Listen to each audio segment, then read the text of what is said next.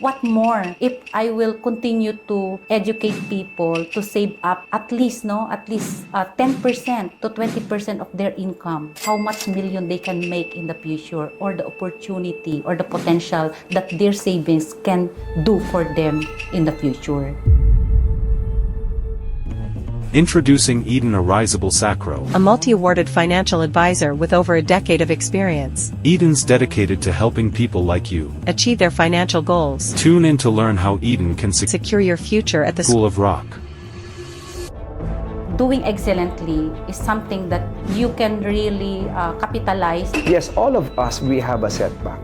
Setback is challenges. This is the greed. Hindi lang yung pangarap ko yung natupad ko, kundi yung mga pangarap ng mga taong nakilala ko. Little did we know that this setback is actually a setup for her success. To capitalize on my core value, on my excellent service, on my commitment.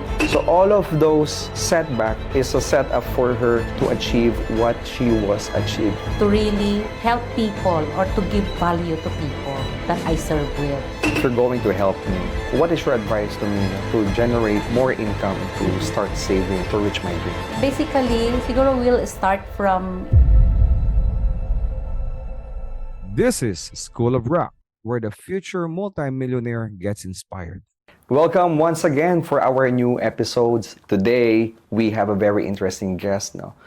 If you guys are into financial stewardship, or if you want to understand how to get out of debt, how to generate income to have your own savings, and of course, absolutely to reach your dreams. So now, this guest will teach us on how to do this, none other than Miss Eden Sacro. Let's all welcome Miss Eden Sacro. So, hi, Miss Eden. Hi, Coach. Grabe. This is actually a dream come true for me, and it's such an honor and privilege to be here. Thank you for having me. Of course, and thank you as well for making time, Eden, we have probably a lot of people watching right now.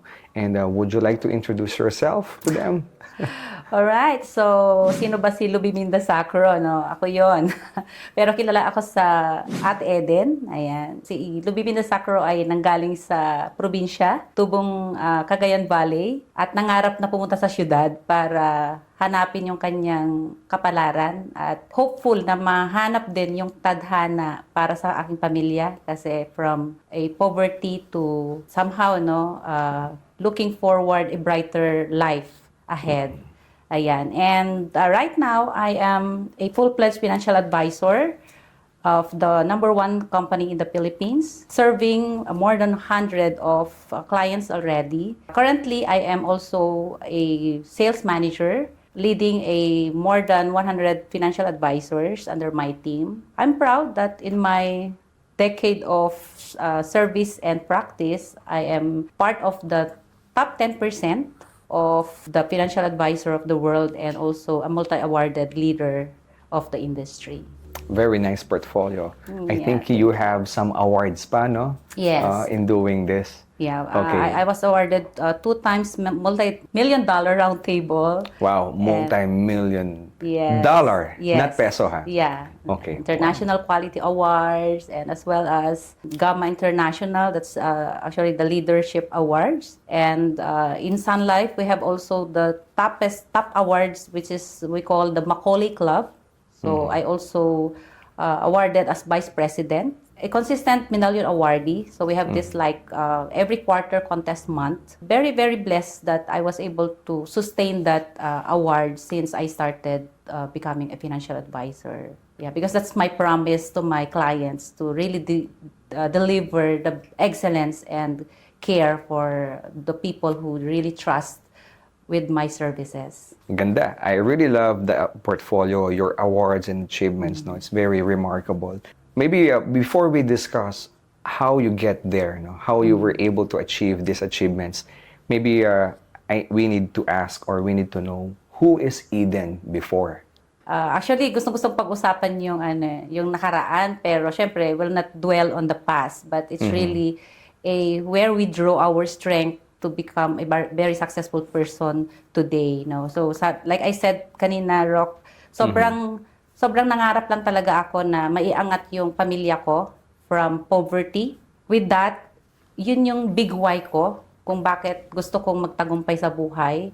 Iangat yung pamilya ko from poverty and magkaroon ng disenteng pamilya. So, I started my life na ako yung nag-change ng blueprint ng family namin. So, kumbaga, ako yung unang tumayo para maging daan sa aking buong What do you angkan. mean? What do you mean you changed the blueprint? Yeah, change the blueprint in a sense na wala talaga kaming nakitang parang success pattern na sinusundan namin from our family. Instead, I created this success pattern, through hardship, through work hard, My parents was not able to send us to a good school or even cannot afford to send us to school to the point that I have to stop schooling and to find ways for me to be able to finish my dream to finish my college life. Let me catch you there. Yes. So, ilan ba kayong magkakapatid? Actually, we are 5 in a family. So, I was the middle. So, we have 3 girls and 2 boys. Ayan. So, parang ako lang yung naglakas loob talaga. Because, alam mo naman yung buhay provinces, parang yung pangarap namin is hanggang dun lang. Kumbaga, way back before, that was 50 years ago, I'm already 50 years old. Hindi nata, Hindi nata. Next time, let's 49 talk lang. about, mukhang 49.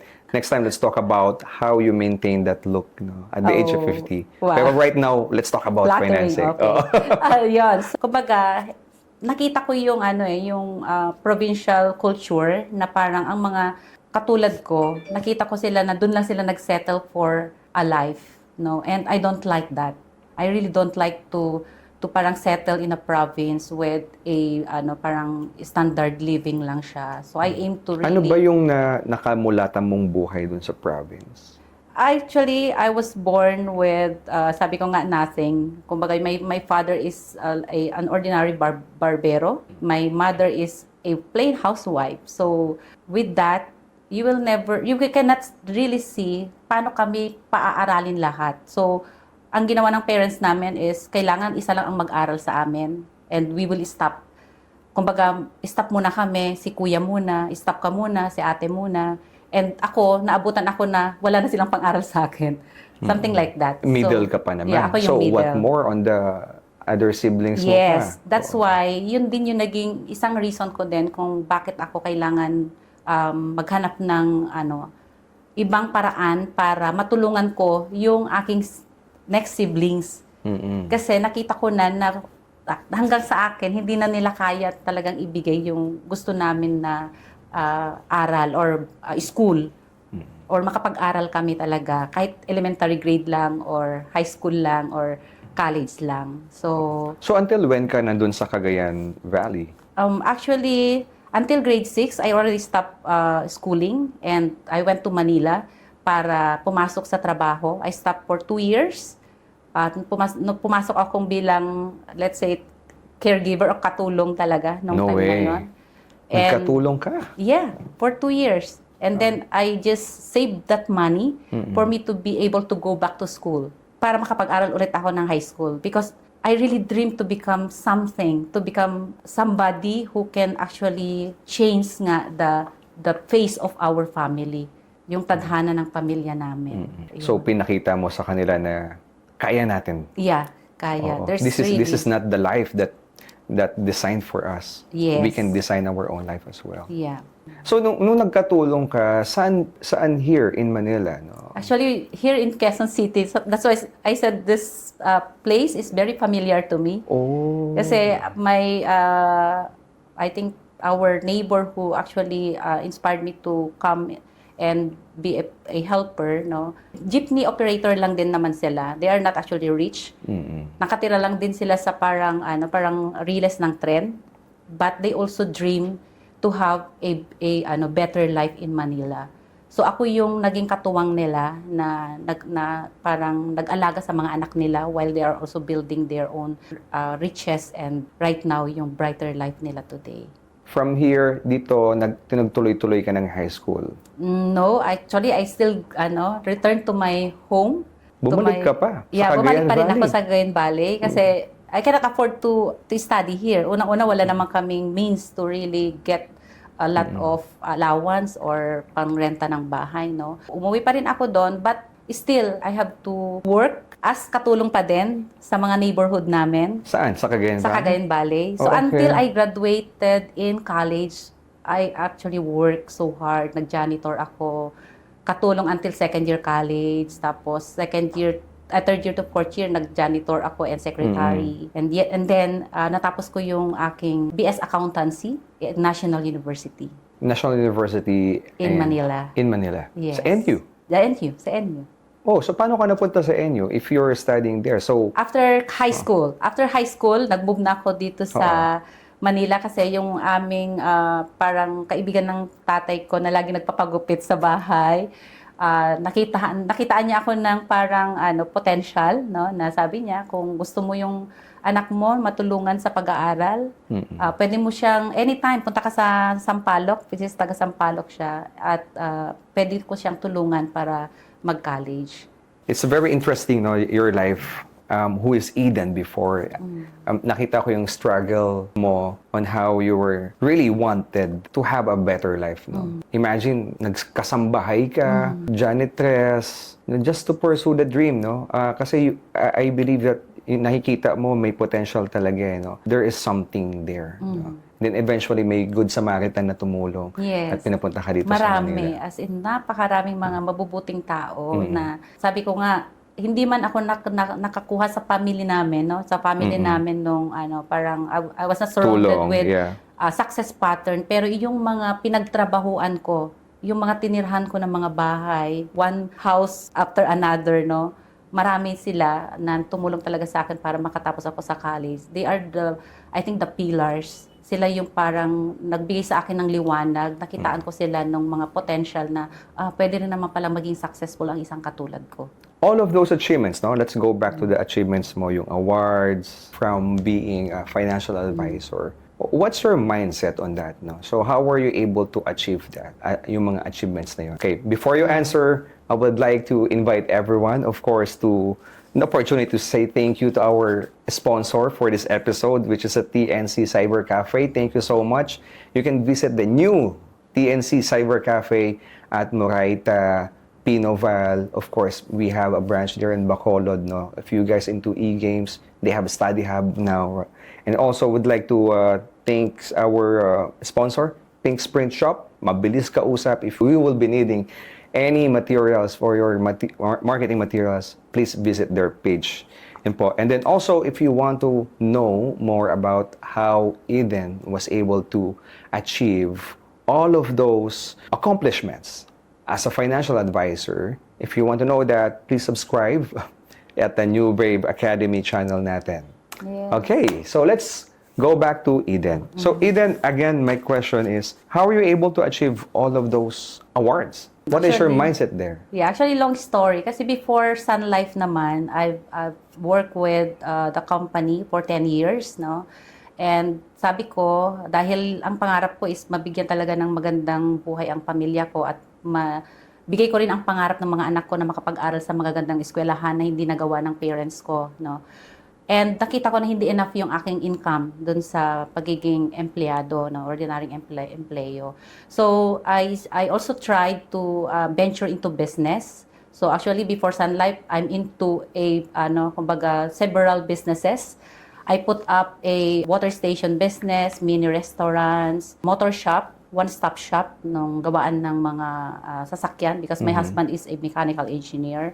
But I failed with that. Kumbaga, hindi ko nakita for the next 5 years, wala akong nakitang parang accomplishment ko or achievements ko na makikita kong makakapagbigay dun sa katapat ng aking pangarap. And there's one person who really saw my potential na sabi niya, Mare, dito ka sa Sun Life. And when I attended with that seminar, I immediately said, yes, parang para dito ako. I feel that kind of vibration na parang nakikita ko yung magandang bukas dito. So I immediately said yes to this opportunity. And with that, no, parang it's just flow, no? It's napaka-importante pala na kapag when you look for something na that will give you a parang opportunity, nararamdaman mo siya, no, internally, yung emotion mo na nafi-feel mo na talaga siya na ito na pala yung parang magbubukas sa akin ng magandang oportunidad. And with that, sabi ko, because siguro ako, I always train my children na whatever you do, do it excellently for the glory of God. So ako, I also, kumbaga, I wanted to show them that doing excellently is something that you can really capitalize on making impossible possible. With that, in my 13 years in the business, I'm just so blessed that I was able to achieve those dreams, no, na parang matagal kong hinahanap, and I was able to somehow, no, hindi lang yung pangarap ko yung natupad ko, kundi yung mga pangarap ng mga taong nakilala ko at mga tinuruan ko din, no. Imagine na meron akong 1,000 clients today na naging daan yon para ma-inspire din ako, na sabi ko, these people have millions already. Tapos ako, I'm just starting, no. Tapos sino si Lubiminda Sacro para pagkatiwalaan nila nito, but to capitalize on my core value, on my excellent service, on my commitment to really help people or to give value to people that I serve with. And with that, nag-expand na rin yung aking horizon, no? Hindi lang ako basta kumita, no? I actually earned like 7 digits to 8 digits already, no? Dahil diyan, kumbaga hindi ko yan kumbaga hindi ko yung sobrang inaasahan na kumita ako ng ganyan. And just as, kumbaga parang naging milyonaryo na pala ako at 40. Parang gano'n, parang kumikita na pala ako ng million at 40, di ba? And that I was able to send my children to the prestigious schools already, no? Nakapagpaaral na ako sa mga magagandang eskwelahan na dati pangarap ko lang.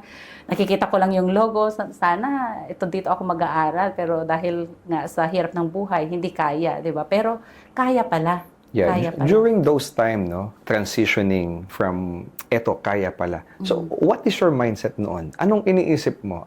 For sure, there's something pulling you down or stopping you or slowing you down in achieving this success. What is your mindset? So, anong sinasabi mo sa sarili mo? Of course, sabi ko nga, ang dami ko nang pinagdaanan eh. Ang dami ng hirap. So, you always look back nung Yeah. bata ka, no? Ang dami ko nang hirap. Ano ba yung challenge na hindi ko kakayanin? Ano ba yung siguro yung trabaho na hindi pwedeng matutunan? Kasi sa dami ng ginawa kong hirap sa buhay, parang I always think positive. I'm always optimistic na kung kaya ng iba, kaya ko din. And with that, yan yung naging ko. I stay hunger in learning. I developed myself. I attended local international training. I actually invest for myself. I focus actually completely for myself to be the best version of myself first. Kasi I wanted to really serve overflowing. Yung parang punong-puno yung aking timba, no? Na pagka napuno ito ng pagmamahal, puno ito ng learning, puno ito ng courage. So marami din akong maibibigay sa iba. Because working in an insurance industry is really something that you have to be emotionally, matapang ka. Kasi there's a lot of rejections outside. How do you handle that, no? Yung mga rejections na to? Yeah, I still, I always believe that our product is just a promise of a brighter tomorrow. It's just a paper. But because I really believe that this can actually change, or it's really a game changer for every Filipinos. Because with my experience for 13 years, sabi ko nga, who would ever know that even my best friend, no, died during the pandemic times. And I saw the benefits of being protected financially, being protected in your health, being protected, losing your let's say for example, losing your job during those times, no. Marami akong natulungan na tao na because of their savings, no, they were able to start something big on their life. Nakapagpatayo sila ng mga negosyo, may mga nakabili ng motorsiklo para sa mga delivery, no?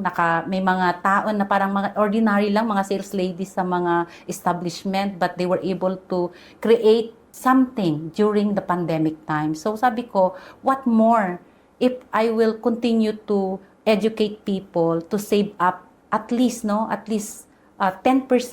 to 20% of their income, how much million they can make in the future, or the opportunity or the potential that their savings can do for them in the future. I really like the mindset, no, what you mentioned about that. It's just, which is focusing on yourself. It's not, you doesn't mean naman about being selfish on that one, you know.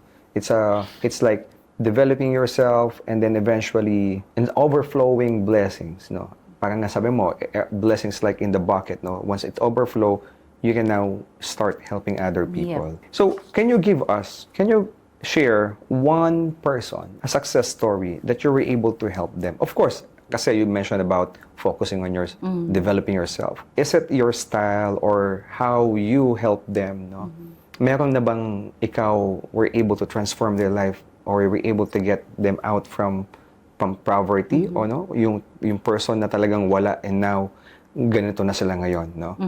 Would you like to share about that? Before you answer that, I would just like to say thank you to our sponsors. Okay? Alam ko gusto mo nang sagutin yun. I'd like to, but we need to say thank you to our sponsors here at TNC Cyber Cafe. Thank you so much for sponsoring this episode. And also sa Pink Sprint Shop, no, for sponsoring this. And if you made it at this moment and you haven't subscribed yet, please hit the button now. Because your help, your subscription is really good help for me and to the team. Thank you. And let's now go back to Miss Eden.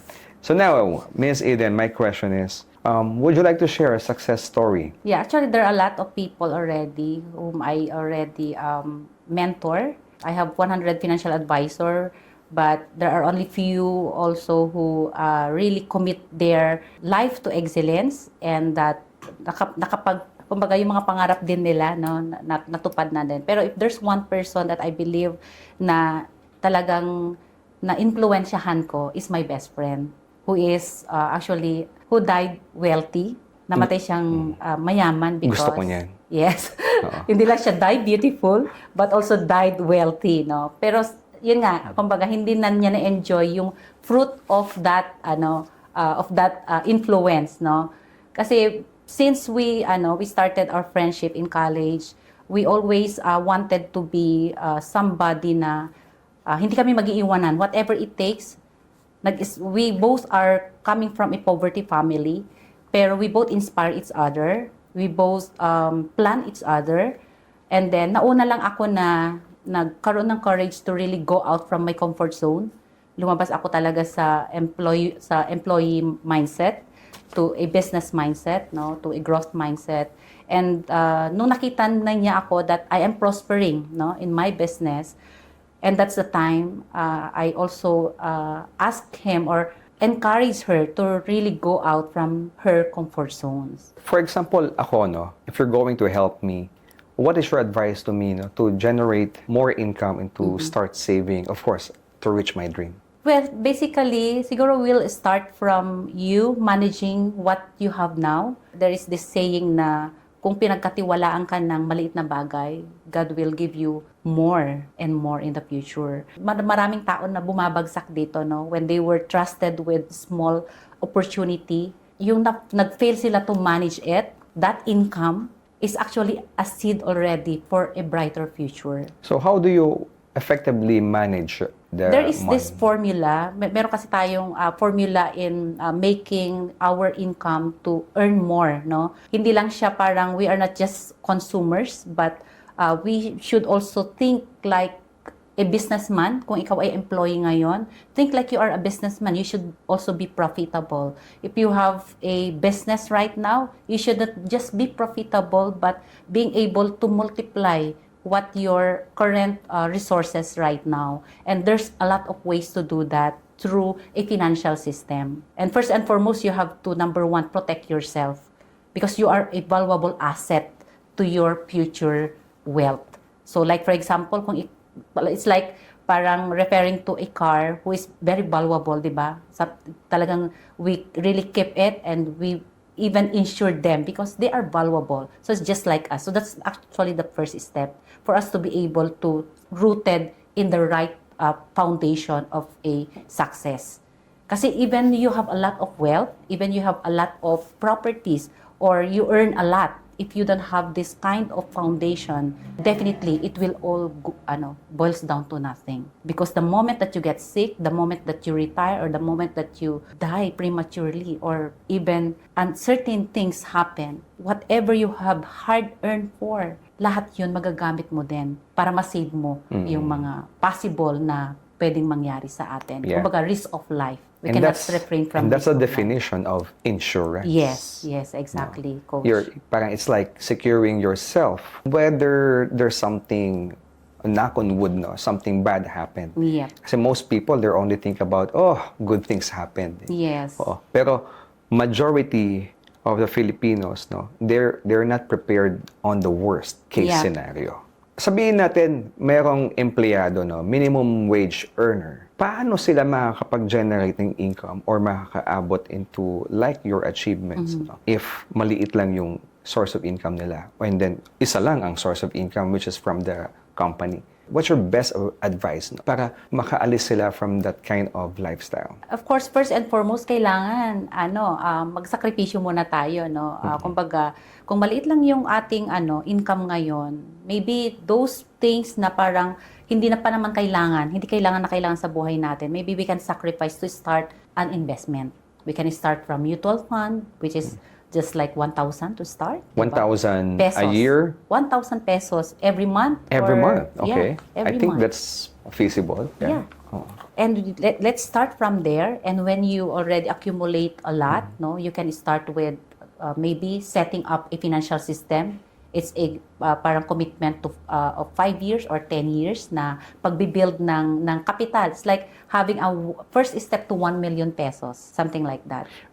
Looking at 10 years, no, parang matagal yung 10 years. So how can you motivate employee, minimum wage earner can save 1,000 every month can stay for 10 years? No? How do you motivate them? That would be the hard thing to do, no? Yung mag-umpisa tayo. Yeah, kasi Lagi naman ganun eh. Minsan kasi, Filipino, we have this kind of ningas kugon. Magaling lang Yes. sa umpisa, no? Exactly. And then, maghuhulog yan, they were gonna give you or invest to you couple of months, and then after a couple of months, sabihin natin a year, they will stop saving or investing. So, how do you motivate them? Yeah, that's why we are actually continuously educating people. We are continuously make our presence in the social media for them to be educated. Pero ang pinaka talaga parang important thing na kailangan ma-develop natin to get out from this hardship or dun sa pag-develop ng financial system is to develop our habit first. Kapag like sabi ko nga, you can start from 1,000, kahit mutual fund pa siya, wala pang commitment yan, non-obligatory pa siya. It's not like parang monthly, kailangan magbayad, parang ganyan. It's not something like that.